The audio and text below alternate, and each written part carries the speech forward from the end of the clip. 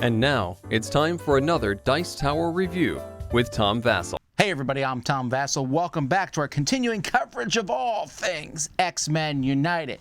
And today's expansion we're looking at is Marvel United X-Men First Class. Now, this, I have to be honest, this is the original X-Men, back when they were teenagers, fighting against Quicksilver and Scarlet Witch, who, if you remember Marvel United, they were both heroes in that set. So I was less excited about this when this was announced, because when they were announcing X-Men United, they announced all 5 of these characters already exist in the game in other spots. We have Beast, we have Iceman, Cyclops, we have Jean Grey and Archangel. We have these different people. These are the original versions of them, and it just felt like I would rather have seen New Mutants, or even the New Mutants, rather than these folks. But that being said, whatever, that's what they made, so I'm going to try out this set. We'll take a look at what's inside the box, and we'll be right back. So the villains, we'll talk about them first. We have Scarlet Witch and Quicksilver. They actually act in tandem, so you're fighting both of them at the same time. And you can take one out before the other, but they're going to keep moving around. Quicksilver runs around real quickly, punching you in the face, and Scarlet Witch does various explosives and things like that.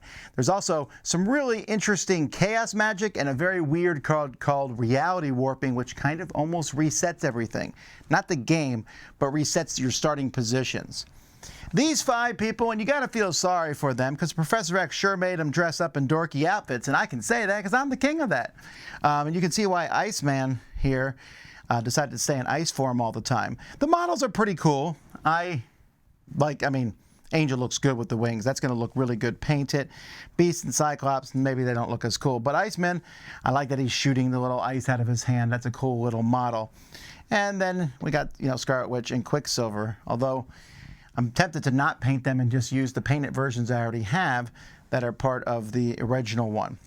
Iceman comes with some frozen tokens here that he uses to both freeze people and to make ice slides to slide around.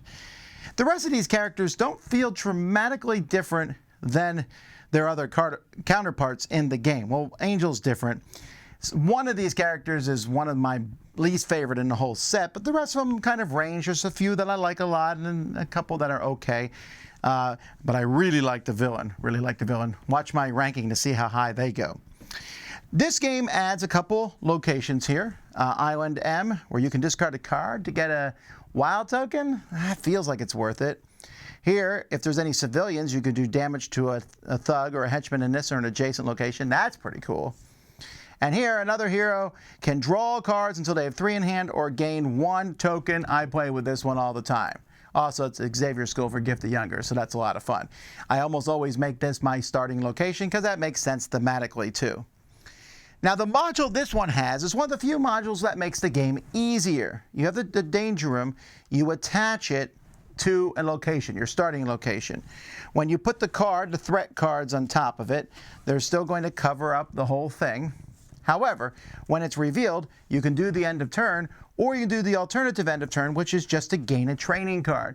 You give as many training cards as you want, and these cards can be used before or after your main action. Some of them are permanent special abilities. At the end of your turn, if you're in the same location as a villain, move them to an adjacent location. Some are one-time use. Add a fighting symbol to the bottom of the card you're playing. Well, that's pretty cool. Draw a card and discard a crisis token from anywhere. That's lovely. Add a move card to the bottom of the card. Add a permanent one. If you use a movement to move, you may take another hero to your location with you. At the start of your turn, you may add an action token of your choice from the pool to a threat in your location. These are great. And they're not game breaking, I don't think, in any sort of way. And I do wish they were named. They just are called permanent or discards. I wish they had some sort of thematic name to them. But I like playing with this. It just gives you something different to do at that location. It gives you cause to clear that location first if possible. And it gives you a slight edge in the game. So that to me is definitely worth it. And that's what's in this box. So for me, this set's worth getting for 2 reasons. One, Scarlet Witch and Quicksilver are really fun opponents to play against. And I like the Danger Room a lot. Not to mention, these are 5 fun characters to play. Yes, they're duplicated in the world, but hey, you can then play with 2 beasts or 2 Icemen, or 2 beasts and 2 Icemen. It's the perfect combination, and it's happened in the comics.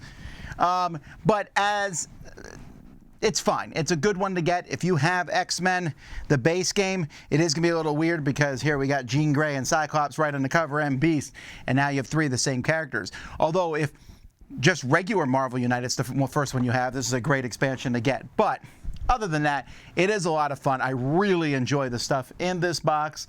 So check it out. That's X-Men First Class. I'm Tom Vasel. You've been watching the Dice Tower. Dice Tower Judgment. Excellent. Ow!